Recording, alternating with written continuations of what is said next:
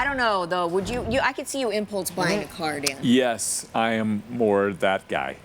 I love that Mustang over your right shoulder right there. That.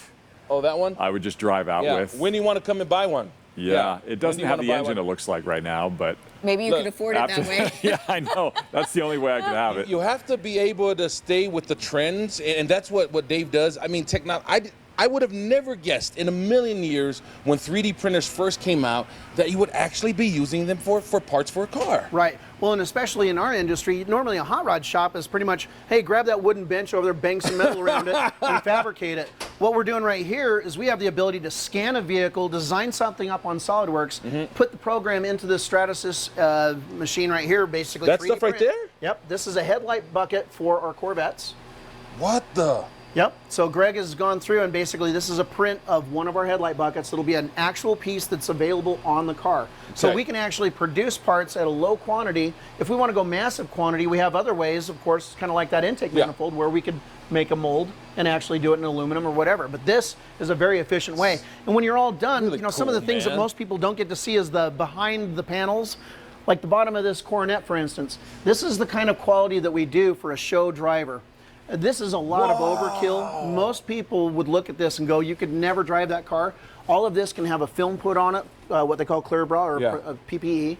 And basically, you can drive the car, enjoy it, go home, clean it, put it in your car collection. So you're gonna put something else on it. So there's a panel that just goes back on here. Yeah, we just got it off. We're actually cleaning this car. This car is actually getting delivered to Tennessee to its new owner. Now, how much of the 3D printer are you using?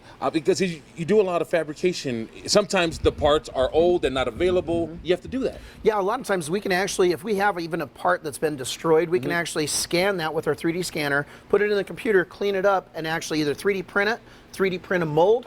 I really want to show that again, and I want you to talk about, because you have to make adjustments. So come on, let's go show this manifold again. This thing over here. This was actually, you know, we build 150,000 different experiments. Yeah. This was actually the part for the intake manifold on the Mustang. But that car has over 800 horsepower. This is so strong. I mean, it is absolutely strong. But when that car revs up, we were actually sucking the top of this plastic down. Yeah. Didn't want to take any chances. Had to solve the problem. So we just went back to the program that we 3D printed this piece. We actually 3D printed a sand casting in Indiana, shipped it out here, took it out to State Brass out in Tooele. They poured it in aluminum, and we also added structure. And you can just tell by the sound. Exactly. So it's a bit different. So problem, you just knock it down. Problem solved. I mean, and the 3D printer is such a great piece. I mean, it's so technically advanced for a hot rod shop, but we just love using it. We use it every day. That machine's always printing. Most of the glove boxes, a lot of the dash panels, they're all 3D printed. And you don't even have to be a gearhead to enjoy this. I'm not a gearhead. I know you are, Danny. Enjoy it. So we're going to wrap things up. We come back. Physical address and website. We're at 164 East Hill Avenue, which is 4050 South on State Street, just east of that. And the website is Kindig-It.com. Now, the guys are not always available for meet and greets, but they do have a storefront. You guys can go there. If you're lucky, you might catch them on a coffee break. That rarely happens. Rarely happens. Ooh, where's my coffee? Yeah.